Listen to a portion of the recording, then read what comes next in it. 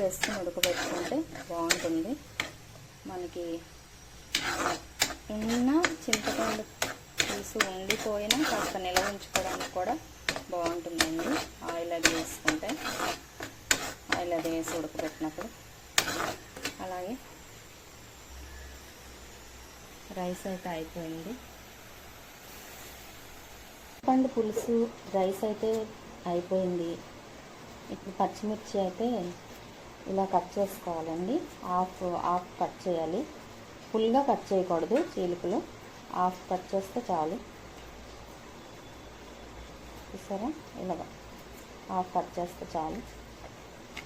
అలాగే అల్లం కూడా ప్రిపేర్ చేసుకున్నానండి. చిన్న చిన్న ముక్కలు, అల్లం కూడా చిన్న చిన్న ముక్కలు కట్ చేసుకుంటే బాగుంటుంది. చూసారా, మరీ పెద్దవి కాకుండా చిన్న చిన్న ముక్కలు కట్ చేసుకోవాలి.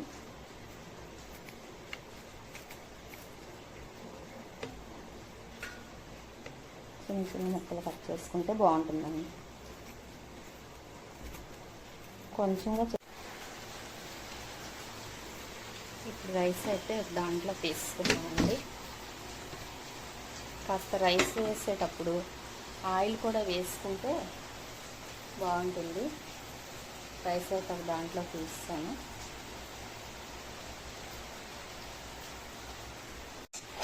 ఫస్ట్ కడాయి పెట్టుకొని ముందు కాస్త పల్లీలు కొంచెం వేసుకోండి. నేను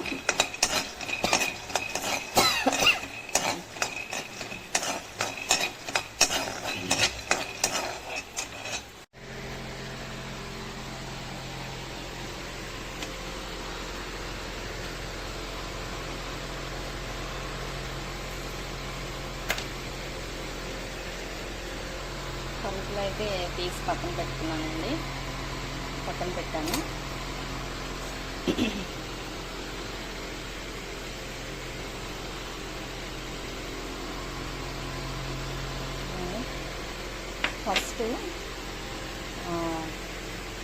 ఫస్ట్ అయితే మనం అల్లం వేసుకోవాలి.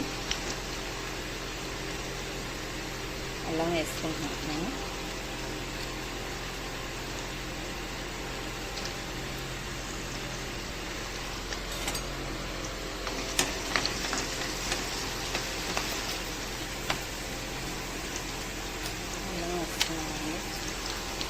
నెక్స్ట్ ఆవాలు,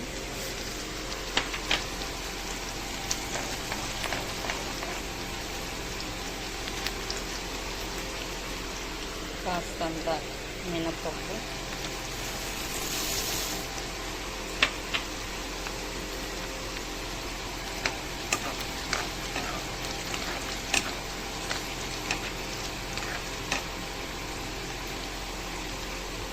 కాస్తంత శనగపప్పు,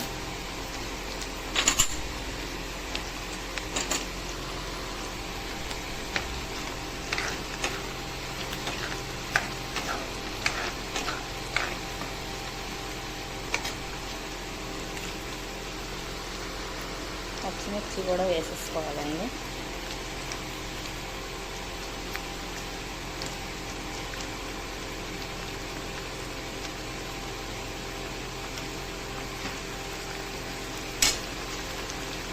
కరివేపాకు,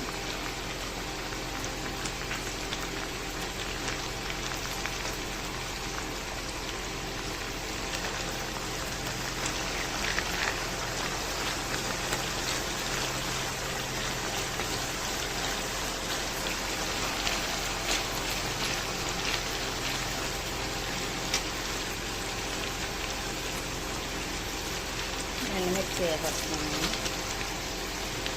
ఎండుమిర్చి కూడా వేసుకుని బాగా వేగాలండి. పోపు అయితే బాగా వేగాలి. వేగిన తర్వాత మనం రైస్లో కలుపుకుంటే బాగుంటుంది.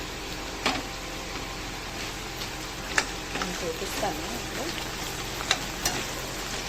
పోపు బాగా వేగుతుంది. వేగాలండి. సిమ్లో పెట్టుకుని కొంచెం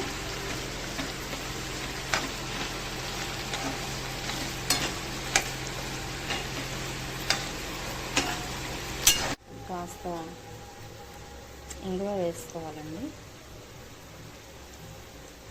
నచ్చిన వాళ్ళు వేసుకోవచ్చు, లేకపోతే లేదు. నేనైతే వేస్తున్నాను.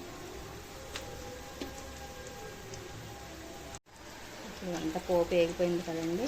పోపు స్టవ్ బంద్ చేసుకొని ఇలా హోల్ చేసుకున్నాక ఇందులో ఈ పోపు వేసుకోవాలండి. పోపు వేసుకుని ఏం చేయాలంటే ఈ రైస్తో మనం ఈ పోపు ఇలా ఇలా చేసుకోవాలండి.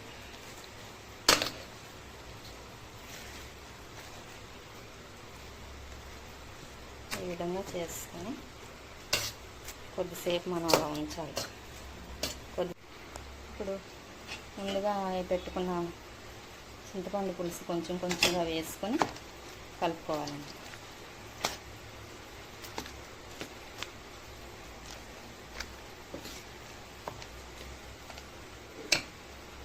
అయిపోయిందండి పులిహోర అయితే నేను కలిపేసుకుంటాను. ఇప్పుడు నేను ఒక 3 స్పూన్లు షుగర్ వేసుకుంటున్నానండి. నచ్చిన వాళ్ళు వేసుకోవచ్చు, లేకపోతే లేదు. వేసుకుంటాను. ఇప్పుడు పలుకులు కలుపుకుంటానండి.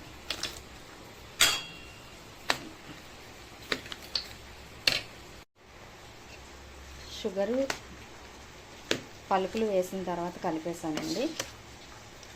ఈ విధంగా చేసుకుంటే పులిహోర బాగుంటుందండి, టేస్ట్ కూడా. షుగర్ నచ్చిన వాళ్ళు వేసుకోవచ్చు, వద్దనుకున్న వాళ్ళు మానేసుకోవచ్చండి. అయిపోయిందండి చింతపండు పులిహోర రెడీ. మీకు ఎవరికైనా నచ్చితే ఈ విధంగా ట్రై చేసుకోండి.